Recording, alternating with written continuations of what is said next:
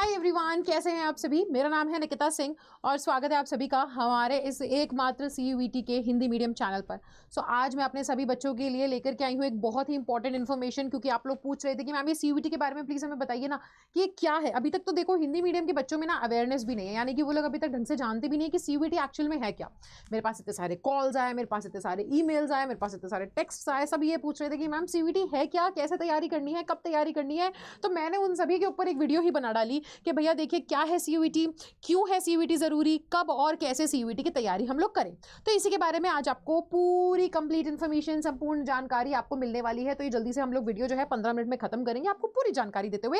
और साथ ही साथ जो बच्चे ज्यादा से ज्यादा जो है ना जो DU में जाना चाहते हैं, तो उनके लिए भी मैंने बताया है कि आपको कौन से सब्जेक्ट्स की तैयारी करनी है। तो चलो जल्दी से शुरू करते हैं। तो बेटा देखो, अभी आप लोग जानते हो कि आपके ना जो फॉर्म्स हैं वो निकल चुके हैं, यानी कि CUET के फॉर्म्स आ चुके हैं। CUET का मतलब क्या है, पहले तो ये जान लेते हैं कि CUET है क्या। कॉमन यूनिवर्सिटी एंट्रेंस टेस्ट ये होता है हमारा CUET। पहले क्या था ना कि क्लास 12 के एग्जाम देते वक्त बच्चे जो है क्लास 12 के एग्जाम के बेसिस पर ही उनका एडमिशन होता था अलग अलग यूनिवर्सिटीज में। DU में जाना है तो अलग क्या कहते हैं आपको एडमिशन प्रोसेस था, BHU में जाने का अलग एडमिशन प्रोसेस था, आपको अलग अलग यूनिवर्सिटीज में जाने के लिए अलग अलग उनके खुद के एग्जाम्स देने पड़ते थे। अब कॉमन यूनिवर्सिटी एंट्रेंस टेस्ट क्या है, क्लास 12 के बाद ये एक एंट्रेंस टेस्ट है कि आप ना इस टेस्ट को क्लियर करो, इस टेस्ट में अच्छे नंबर लाओ, फिर आप बहुत सारी अपनी अपनी मनपसंद यूनिवर्सिटीज में एडमिशन ले सकते हो। तो अब ये तो हो गया कि CUET ये है, एंट्रेंस टेस्ट है, क्लास 12 के बेसिस पर जितने नंबर आए हैं उसके बेसिस पर एडमिशन नहीं होगा। अब तुम CUET में जितने मार्क्स लाते हो उस बेसिस पर एडमिशन होगा। अब ये यहाँ पे आता है मेरा अगला सवाल जो सबसे ज्यादा इंपॉर्टेंट था कि ये जो है ना क्यों है CUET जरूरी। अब हम इसके बारे में बात करते हैं। तो CUET जरूरी इसलिए है क्योंकि देखो जाहिर सी बात है बेटा, आप अपनी 12th के बाद तो अपना पढ़ना चाहते हो ना, आगे जाकर के पढ़ाई करनी है ना, एक अच्छा करियर चाहिए, एक अच्छे कॉलेज में एडमिशन लेना है। बहुत सारे बच्चे BHU की डिमांड कर रहे हैं, बहुत सारे बच्चे DU की डिमांड कर रहे हैं। सो उसी में एडमिशन लेने के लिए बेटा यही टेस्ट देना पड़ेगा, क्योंकि इसी के टेस्ट के बेसिस पर जितने मार्क्स आने वाले हैं एडमिशन मिलेगा। अगर इस टेस्ट को नहीं दोगे तो एडमिशन नहीं मिलने वाला आपको, वो CUET के मार्क्स देखेंगे आप सभी के, इसलिए जरूरी है। CUET के जरिए आप बहुत सारी सेंट्रल यूनिवर्सिटी, बहुत सारी प्राइवेट यूनिवर्सिटी, बहुत सारी डीम्ड यूनिवर्सिटी, बहुत सारी स्टेट यूनिवर्सिटी, मतलब बहुत सारी यूनिवर्सिटीज में एडमिशन ले सकते हो। अब CUET के फॉर्म्स निकल चुके हैं, तो ये ऑफिशियल वेबसाइट है, इस वेबसाइट पे जाकर के आप फॉर्म को फिल कर सकते हैं। अब सबसे पहले ना आगे बढ़ने से पहले आपको देखो, सबसे पहले तो मैं ये बताती हूँ कि भाई आप कौन सी यूनिवर्सिटीज में एडमिशन ले सकते हो, ताकि एक पिक्चर हमारे सामने क्लियर हो जाए कि मैं कौन सी यूनिवर्सिटी में जाना चाह रहा हूँ, है ना। तो मैं कौन सा फॉर्म दे सकता हूँ, सॉरी कौन सी यूनिवर्सिटी में जाना चाह रहा हूँ और मुझे किसकी तैयारी करके चलनी पड़ेगी, ठीक है। CUET की तैयारी कैसे करके चलनी पड़ेगी। तो ये देखिए आपके सामने सारे यूनिवर्सिटी के नाम हैं, कौन सी स्टेट में है ये यूनिवर्सिटी और कहाँ कहाँ है। तो भाई मेरे उत्तर प्रदेश के बच्चे अलीगढ़ मुस्लिम यूनिवर्सिटी, ठीक है, AMU जो है वो आपका क्या कहते हैं CUET के बेसिस पर, ये जितने कॉलेज में नाम लेने वाली हूँ आप देख लीजिएगा, इसको रीड कर लीजिएगा। इन सभी कॉलेजेस में एडमिशन लेने के लिए CUET का पेपर ही देना पड़ेगा। अलीगढ़ यूनिवर्सिटी हो गई आपकी, फिर उसके बाद बाबा साहेब भीमराव अंबेडकर यूनिवर्सिटी, बनारस हिंदू यूनिवर्सिटी सबसे ज्यादा डिमांड में है ना, BHU बोल रहे हैं, Assam university, central university of Andhra Pradesh, south Bihar, Gujarat की सेंट्रल यूनिवर्सिटी, हरियाणा, हिमाचल प्रदेश, जम्मू, झारखंड, कर्नाटका, कश्मीर, केरला, उड़ीसा, इन सभी की सेंट्रल यूनिवर्सिटीज, ठीक है बेटा। इसके अलावा अगर हम देखें तो बहुत सारी हैं। आप देखिए Indira Gandhi national tribal university, Jamia Millia Islamia, उसके अलावा देखिए जवाहरलाल नेहरू यूनिवर्सिटी, ठीक है। ये बहुत सारी आपकी आ गई, मिजोरम, नागालैंड, पौंडीचेरी, मणिपुर, ये सभी यूनिवर्सिटीज। अब हम अगर आगे चले तो देखिए यहाँ पर university of Allahabad, DU Delhi university जो है, university of Delhi, university of Hyderabad, इन सभी में आप एडमिशंस ले सकते हैं। तो ये सभी जो है, अब यहाँ पे ये तो सभी हो गए बेटा सेंट्रल यूनिवर्सिटीज। इसके अलावा जो कुछ स्टेट यूनिवर्सिटी CUET के थ्रू एडमिशन देंगी वो ये रही, है ना, स्टेट यूनिवर्सिटी आपकी। तो यहाँ पर देखिए आप लोग देख सकते हो उत्तर प्रदेश की स्टेट यूनिवर्सिटी जो है APJ Abdul Kalam technical university, science के बच्चे जो अगर देख रहे हो, ठीक है। तो बाकी भी आप यूनिवर्सिटीज देखिए, ये रहा आपका हारकोट बटलर टेक्निकल यूनिवर्सिटी। सो बहुत सारी यूनिवर्सिटीज हैं, ये देखिए, है ना, ख्वाजा मोइनुद्दीन चिश्ती लैंग्वेज यूनिवर्सिटी। तो इन सभी यूनिवर्सिटीज में आप CUET के थ्रू ही एडमिशन ले सकते हो। ऐसे बहुत सारी स्टेट यूनिवर्सिटी भी हैं बच्चे, और ऐसी ही बहुत सारी डीम्ड यूनिवर्सिटीज भी हैं जो आपको यहाँ पर देखने को मिलेगी, जिसमें आप CUET के थ्रू ही एडमिशन ले पाओगे, ठीक है बेटा। और उसके अलावा यहाँ पे बहुत सारी प्राइवेट यूनिवर्सिटी भी है। तो मैं इसलिए बता रही हूँ, अब समझे कि ये पेपर देना क्यों जरूरी है, क्योंकि 12वीं के बाद कोई नहीं पूछेगा कहाँ पे जाओगे, एडमिशन चाहिए, अच्छी यूनिवर्सिटी में चाहिए, तभी तो आगे जाकर के कुछ अच्छा कर पाएंगे जिंदगी में। तो इसलिए आपको CUET का पेपर देना इसलिए जरूरी है। अब बारी आती है कि मैम ये हमें पेपर देना जरूरी है, अब हमें इसकी थोड़ी जानकारी पता चले, कब फॉर्म आ रहे हैं, क्या है। तो बेटा देखो मेरी जान, फॉर्म तो निकल चुका है, 27 फरवरी को फॉर्म निकल गया था, देरी नहीं हुई है, 26 मार्च तक तुम्हारी आखिरी डेट है, 26 मार्च तक आपको फॉर्म भरना है। कहाँ पे भरना है मैंने ऑलरेडी बताया ना बेटा, इस वेबसाइट पे जाकर के आपको फॉर्म भरना है। अब यहाँ पे देखो कि ना 26 मार्च के बाद आपको जो है 2 दिन का वो टाइम देंगे। अगर फॉर्म में थोड़ी बहुत ऊपर नीचे गलती वलती हो गई है तो आप 28-29 मार्च तक का टाइम है, उसको क्या करना, 28 से 29 मार्च के बीच में आप उसके फॉर्म में जो गलतियाँ हुई है उसको ठीक कर सकते हो। अच्छा, इसके अलावा जो है आपको आपका सेंटर कहाँ पर मिल रहा है वो 30 अप्रैल तक पता चल जाएगा, ठीक है ना। और एडमिट कार्ड जो है वो आपका मई के दूसरे हफ्ते में निकल जाएगा। पेपर कब से शुरू हो रहे हैं, 15 मई से लेकर के 31 मई, यानी कि 15 दिन पेपर चलेंगे आप लोगों के, ठीक है बेटा। आंसर कब पता चलेगा कि आपने जो आंसर चेक करें, आंसर की निकलती है ना कि भैया तुम आंसर जो करके आए हो वो सही है कि नहीं, तो आपको जून के चौथे हफ्ते में, और क्या कहते हैं रिजल्ट जो है वो आपका तुरंत जो है तीसरे हफ्ते में जुलाई के आ जाएगा। तो आप क्या है अब बेटा काउंसलिंग सेशन, यानी कि आप जिस जिस कॉलेज में जाना चाहते हो वहां अप्लाई करना चालू करोगे, ये आपका जुलाई में चालू हो जाएगा। तो बेसिकली हमारी पूरी तैयारी जो है वो 15 मई की है कि हमारे जो पेपर है वो अच्छे जाने चाहिए। फिर आंसर की तो रिजल्ट तो बात की बात है, पेपर हमारे अच्छे जाने चाहिए। ये है आपका एग्जाम का पूरा पैटर्न, यानी कि इंपॉर्टेंट डेट्स, इस डेट पे आपके पास ये सारी चीजें रहेंगी। आप एक बार स्क्रीनशॉट भी ले सकते हो बच्चे अगर आप चाहो तो, ताकि आपकी जो जानकारी है वो कंप्लीट रहे। तो इस हिसाब से आपकी डेट्स वगैरह रहेंगी। अब यहाँ पर देखो आपको ना फीस भरनी पड़ती है सीयूईटी के पेपर के लिए। यहाँ पर एक्चुअल में क्या है, अब ना सीयूईटी का पेपर पहले तो जो है ना इस साल से पहले कहता था कि आप 10 सब्जेक्ट का पेपर दे सकते हो मैक्सिमम, है ना। अब आपकी मर्जी, आपको जितने पेपर देने दो। अब उसने क्या बोला है, अब आप मैक्सिमम 6 ही सब्जेक्ट का पेपर दे सकते हो, इससे ज्यादा नहीं। मिनिमम क्या करोगे, मिनिमम आप ना 1-2, ठीक है, उसके अलावा मैक्सिमम जो है आप 6 से ज्यादा सब्जेक्ट का पेपर दे ही नहीं सकते। अब यहाँ पर क्या है, अब आप देखो जनरल कैटेगरी के जो बच्चे हैं, ठीक है, जनरल कैटेगरी के बच्चे अगर आप पहले 3 सब्जेक्ट्स का पेपर देते हो, यानी कि 3 सब्जेक्ट्स मिनिमम, आप 3 सब्जेक्ट्स का पेपर देकर के चलोगे, मिनिमम 3 सब्जेक्ट का पेपर देकर के चलते हो, 1000 रुपये फीस लगेगी आपको फॉर्म भरने के, ठीक है। अगर आप उसमें एक और सब्जेक्ट, आप 6 सब्जेक्ट्स का दे सकते हो ना, तो एक और सब्जेक्ट अगर ऐड करना चाहते हो 400 रुपये प्लस हो जाएंगे। एक और सब्जेक्ट ऐड करना चाहते हो 400 रुपये प्लस हो जाएंगे। तो 3 पेपर देने के लिए 1000 रुपये देने पड़ेंगे, और हर एक सब्जेक्ट जो आप उसमें एक्स्ट्रा ऐड करोगे, है ना, उसके लिए आपको 400 रुपये एक्स्ट्रा देने हैं। वैसे ही OWS NCL के लिए है 900 रुपये की फीस, और जब आप एक्स्ट्रा सब्जेक्ट ऐड करोगे, 3 सब्जेक्ट के अलावा चौथा सब्जेक्ट 5वां ऐड करते हो, तो ये आपको 375 रुपये। SC ST के लिए क्या है, 800 रुपये फीस है बेटा आपकी 3 सब्जेक्ट्स की, और एक्स्ट्रा अगर कोई सब्जेक्ट ऐड करते हो तो 350 रुपये। और ये तो चलो छोड़ दीजिए, तो हमारे फॉरेन स्टूडेंट्स के लिए है। तो ये आपकी हुई फीस वगैरह, ठीक है। इसका भी आप एक बार स्क्रीनशॉट ले सकते हो बेटा, आपके काम आएगा, है ना। अब हम बात करते हैं कि कॉमन यूनिवर्सिटी एंट्रेंस टेस्ट में हमें एक्चुअल में पूरा का पूरा माजरा होता क्या है।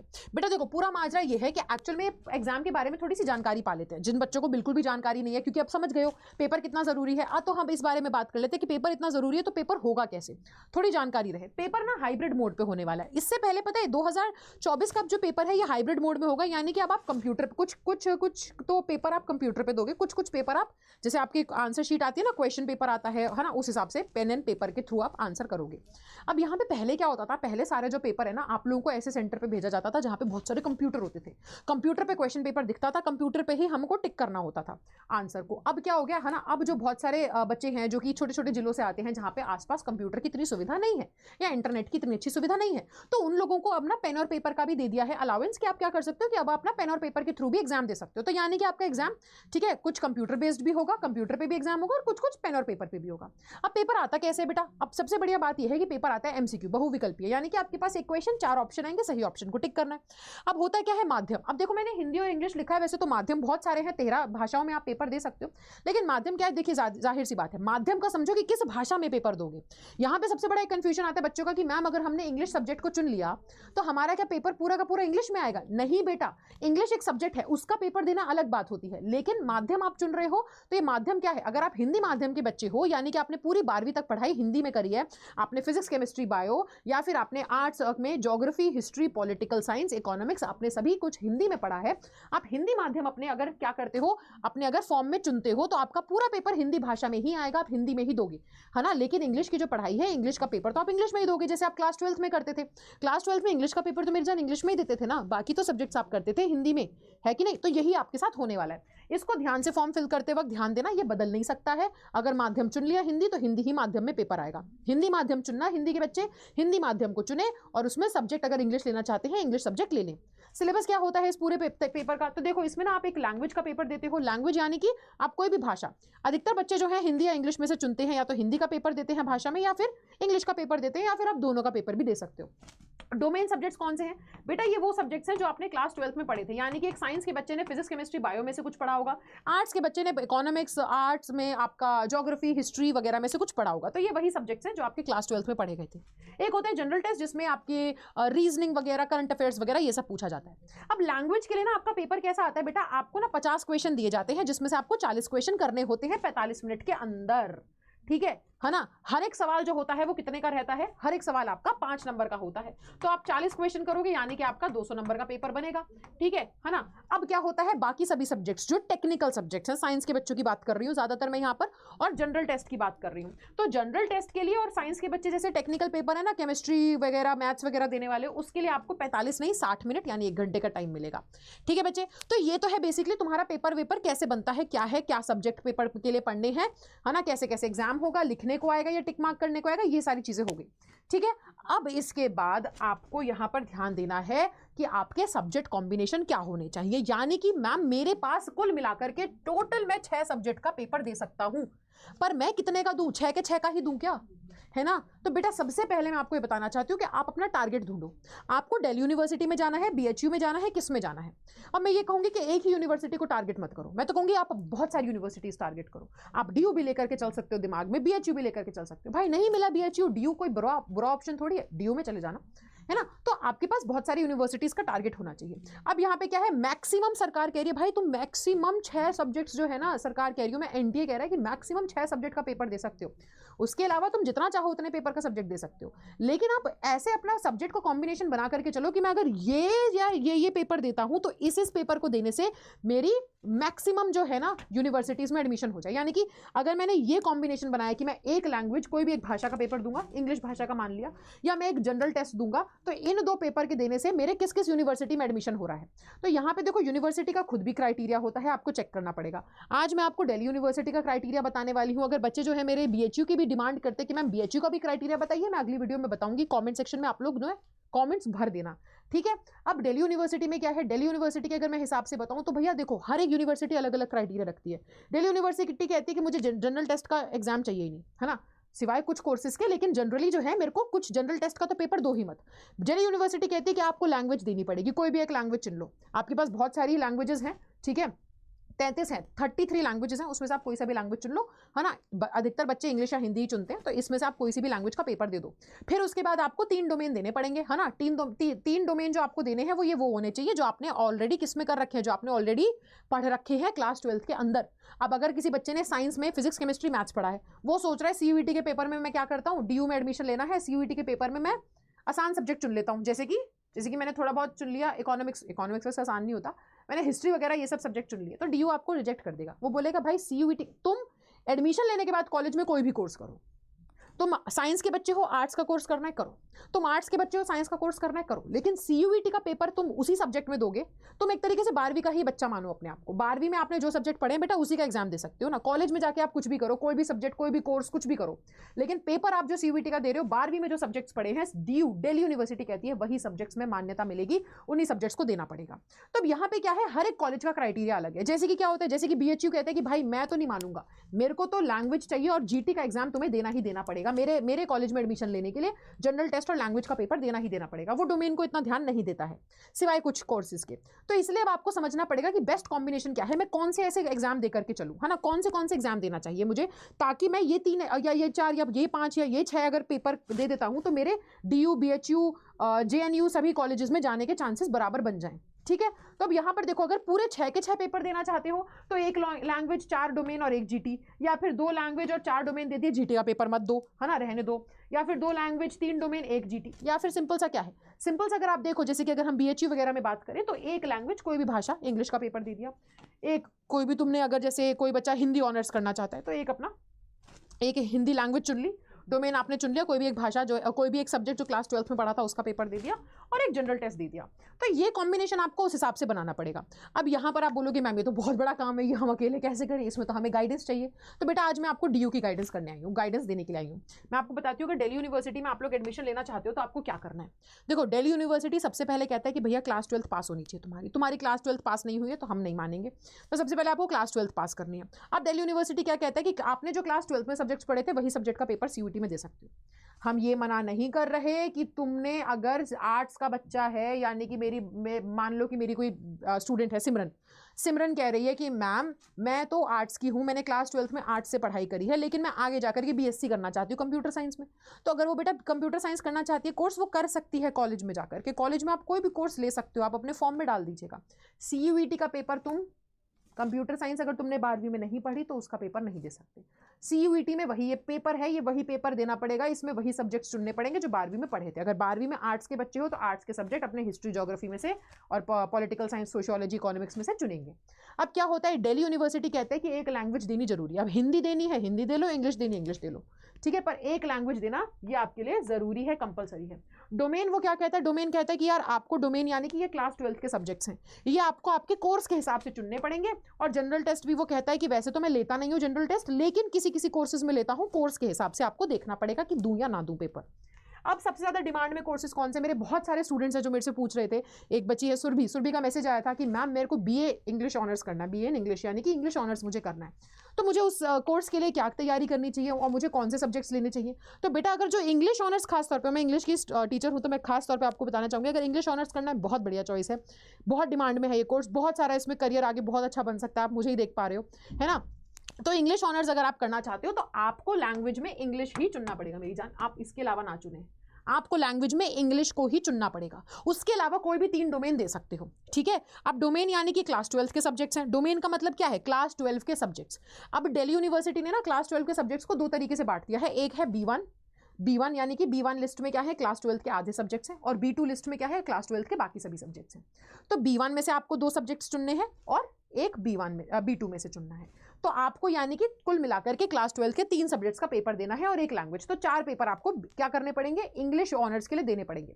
बाकी सभी जो सब्जेक्ट्स हैं मेरे, अगर मैं ह्यूमैनिटीज के बच्चों की बात करूं, BA देना है, BA इकोनॉमिक्स ऑनर्स देना है, BA in political science, BA in history, BA in geography, है ना, जो भी आपको पेपर देना है तो आपको क्या करना पड़ेगा, वही है बेटा। अब आप BA करना चाहते हो किसी में, या नॉर्मल BA भी करना है, BA प्रोग्राम भी करना है, तो एक लैंग्वेज आपको चुननी है। अब इसमें क्या है, अब इसमें आप कुछ भी चुन सकते हो, ये इंग्लिश का था ना तो इंग्लिश चुनना जरूरी था, अब इसमें आप हिंदी चुनो, इंग्लिश चुनो, कोई भी एक भाषा चुन लो। और 3 डोमेन, ये 3 डोमेन वही है कि आपको क्या करना पड़ेगा, आपके पास 2 लिस्ट होंगी बेटा, एक लिस्ट में से डोमेन यानी कि क्लास 12th का, एक लिस्ट में से क्लास 12th के 2 पेपर चुनने हैं जिसको B1 लिस्ट कहते हैं, B2 लिस्ट में से क्लास 12th का कोई एक आपको सब्जेक्ट चुनना है। तो आपको 3 डोमेन देने हैं, यानी कि आपको 4 पेपर देने हैं। अब अगर कोई बच्चा, खास तौर पे मैं बोल रही हूँ, BA इकोनॉमिक्स करना चाहता है, इकोनॉमिक्स थोड़ा टेक्निकल सब्जेक्ट है, इकोनॉमिक्स करना है तो कोई भी एक भाषा चुन लो, लेकिन आपके पास आपको मैथ्स या अप्लाइड मैथ्स का पेपर देना ही देना पड़ेगा। यहाँ पर भी क्या है, यहाँ पर भी एक लैंग्वेज के अलावा 3 डोमेन दे रहे हो, लेकिन उसमें से एक मैथ्स या अप्लाइड मैथ्स होना चाहिए, बाकी 2 डोमेन आप चुन लीजिए, आपको जो चुनना है। अब यहाँ पे मैं करती हूँ साइंस के बच्चों की बात। अगर साइंस के बच्चे DU में एडमिशन लेना चाहते हैं बेटा, आपका भी यही है कि कोई भी एक भाषा चुन लीजिए, हिंदी इंग्लिश में से, और कोई भी 3 डोमेन आप चुन लीजिए। तो ये आपका दिल्ली यूनिवर्सिटी का क्राइटेरिया बनता है, इस तरीके से दिल्ली यूनिवर्सिटी में एडमिशन होगा, ठीक है। तो ये था। आप देखो अब कब करनी है तैयारी। मैंने आपके यहाँ पे जितने भी क्वेश्चंस है बच्चे, है ना, यहाँ पे जितने भी आपके क्वेश्चंस हैं उन सभी का जवाब दे दिया है कि क्या है CUET, है ना, ये आपको पता चल गया। क्यों है CUET जरूरी, ये पता चल गया। कैसे करें CUET की तैयारी, ये भी मैंने आपको बता दिया बेटा कि देखो आपको CUET की तैयारी करने के लिए क्या करना पड़ेगा, CUET तैयारी करने के लिए आपको, है ना, इन सब्जेक्ट्स की इस तरीके से आपको तैयारी करनी पड़ेगी। अब जो बच्चे अपनी इंग्लिश की तैयारी करना चाह रहे हैं, क्लास 12 की तैयारी करना चाह रहे हैं, कैसे तैयारी करनी है, देखो CUET क्रैक करने के लिए ना एक प्रॉपर टाइम मैनेज करके चलना है, टाइम मैनेजमेंट, क्योंकि टाइम कम बचा है। अब क्लास 12 के बाद सीधे CUET का पेपर देना है, टाइम कम बचा है, प्रैक्टिस बहुत सारी करनी है ना, और बहुत सारे बच्चों से हमें जंग लड़ करके आगे निकलना है, अपना नंबर आगे लेकर के आना है। और फिर क्या है, कब करनी है तैयारी, तो बेटा अब टाइम तो निकलता चला जा रहा है, अभी से शुरू कर दो, बल्कि पहले से शुरू करना चाहिए था, लेकिन जब जागो तब सवेरा। सही टाइम पे आपको पता चल रहा है और अब पता चल गया है, तो अभी से लग जाओ, तैयारी शुरू कर दो, ठीक है ना। अब मैं आपको यहाँ पे ये बता देती हूँ कि देखो अगर आप लोग तैयारी शुरू करना चाहते हो तो देखो जाहिर सी बात है कि हम लोग अपने बच्चों के लिए यूट्यूब पे तो बैच लेकर के आएंगे, लेकिन यूट्यूब पे बैच ना, मैं सच्ची बताऊँ, मेरा अगर कहना मानो तो यूट्यूब के बैच से पूरी तैयारी नहीं हो पाएगी। क्यों? क्योंकि यूट्यूब का बैच अभी शुरू होगा, उसमें सारी चीज़ें मिलेंगी नहीं मिलेंगी, प्रैक्टिस सेट्स मिलेंगे नहीं मिलेंगे, मॉक टेस्ट मिलेगा नहीं मिलेगा, है ना, अच्छे से तैयारी हो पाएगी नहीं हो पाएगी। तो उसमें देखो हमारी टीचर्स की भी कोई गारंटी नहीं होती है। मैं आपको वहाँ पे यूट्यूब पे तो मैं अपनी क्लास अपने मन से लगाती हूँ और मन से हटा भी सकते हैं हम लोग, लेकिन जिस बच्चे से हमने पैसा लिया है, और हमें पता है ना यूट्यूब पे बच्चा भी सीरियस नहीं होता, लेकिन जिस बच्चे से मैंने पैसा लिया है, जाहिर सी बात है जिस बच्चे ने हमारा बैच खरीदा है, उसके लिए मेरी पूरी जिम्मेदारी बनती है, मेरा पूरा फर्ज बनता है कि उसके लिए मैं जो अपना वादा किया है वो वादा निभाऊं। तो आप क्या कर सकते हो, बैच में एनरोल हो सकते हो, जिसमें आप पूरे फोकस के साथ, पूरे अच्छे से, पूरी मॉक टेस्ट और पूरी, है ना, क्या कहते हैं, पीडीएफ्स वगैरह के साथ बढ़िया से पढ़ पाओगे। तो वो आपको करना क्या है बेटा, उसके लिए आपको कुछ नहीं करना है, उसके लिए आपको हमारे अड्डा 24/7 के ऐप पर चले जाना है, और ऐप पे जाकर के, या फिर आप अपने मोबाइल में भी इसको कर सकते हो ओपन। तो ऐप पे जाकर के आपको क्या करना है, आपको केवल यहाँ पे देखो पूरे कोर्सेज में, आप ऑल कोर्सेज में सिलेक्ट करोगे तो UG and PG entrance exam, यहाँ पे आपको जाना है एंट्रेंस एग्जाम में। और आप अगर हिंदी मीडियम के बच्चे हैं तो हिंदी मीडियम सिलेक्ट करें, साइंस के हैं तो साइंस कर लें, आर्ट्स के हैं तो आर्ट्स कर लें, और कोई बच्चा कह रहा है कि भाई मैं तो केवल लैंग्वेज और जीटी पढ़ना चाहता हूं, तो वो ऑप्शन भी है। अब आप अगर सोच लीजिए केवल लैंग्वेज और जीटी पढ़ना चाहते हो, तो अभी अभी हमारा एक बैच आया है जिसका नाम है उड़ान 2.0। अभी उड़ान 2.0 जल्दी ही स्टार्ट होने वाला है, 7 तारीख से तो स्टार्ट होने वाला है। बहुत सारे बच्चे ऑलरेडी एडमिशन ले चुके हैं और तैयार हैं अपनी पहली क्लास के लिए, तो आप भी जल्दी से उसमें जुड़ जाओ। अब आपको क्या है बेटा, ये नंबर तो बहुत ज़्यादा दिख रहा होगा कि मैम ये तो बहुत महंगा है, ये आपको बहुत सस्ता पड़ सकता है। कैसे? आपको कुछ नहीं करना है, आपको केवल क्या करना पड़ेगा, आपको केवल एक कोड यूज़ करना है, जो मेरा स्पेशल कोड है Y830, इसको लगाओ और आप देखो ये जो है आपका पूरा का पूरा क्या है, ये आपका पूरा का पूरा जो कोर्स है वो आपको केवल 2000 रुपये में पढ़ने वाला है ना बेटा। ये आपको पूरा कोर्स जो है केवल 2000 रुपये में पढ़ने वाला है। अब आपको करना कुछ नहीं है, आपको ये कोड यूज़ करना है ना। अब देखो मैंने जैसे ही, मैं वैसे ही बता रही हूँ आप लोगों को कि ऑलरेडी मैंने आप सभी को, है ना, आपने देखा ही था कि हमने यूपी बोर्ड में कितनी बेहतरीन तैयारी करी थी। तो अब सोचो कि अगर तुम्हारी दीदी ने तुम्हें यूपी बोर्ड में इतना अच्छे से तैयार करवाया था, तो मेरे शेर बच्चों आप सोचो कि सीयूईटी के लिए हम क्या करेंगे, है ना। धुआं एकदम उठ जाने वाला है, बढ़िया एकदम आग लगा देंगे हम, बहुत बढ़िया तैयारी करने वाले हैं। जितने कॉन्फिडेंस से तुम यूपी बोर्ड में अपने इंग्लिश के पेपर के बाहर निकले थे ना, जिस खुशी के साथ, जिस गर्व के साथ, जिस कॉन्फिडेंस के साथ, कि वो कॉन्फिडेंस मुझ तक पहुंच पा रहा था, है ना, जबकि मैं इतनी दूर बैठी हूँ, वही कॉन्फिडेंस के साथ तुमको तैयार करेंगे और उसी कॉन्फिडेंस के साथ तुम्हें एग्जाम देने भेजेंगे और उसी कॉन्फिडेंस के साथ तुम वापस आओगे कि रिजल्ट का इंतजार करोगे, है ना। तो तुम्हें तुम्हारी यूनिवर्सिटी तक तुम्हारे सपनों को पूरा करवाएंगे, ठीक है। आखिरी फाइट है, जुड़ जाओ साथ में, शुरू करते हैं यूपी बोर्ड के जितने भी स्टूडेंट्स हैं, और क्या कहते हैं, अब सीयूईटी की तैयारी शुरू करते हैं, यूपी बोर्ड के एग्जाम्स भी खत्म हो गए, तो बढ़िया से चालू करते हैं, ठीक है। और अगर आप लोग बीएचयू की भी जानना चाहते हो कि मैम बीएचयू में एडमिशन लेने के लिए कौन से सब्जेक्ट का पेपर देना चाहिए, तो मुझे कमेंट में जरूर बताना, कमेंट्स भर देना एकदम से, ठीक है। चलो मैं आपसे मिलूंगी हमारी अगली वीडियो में, तब तक के लिए bye bye, take care, thank you so much.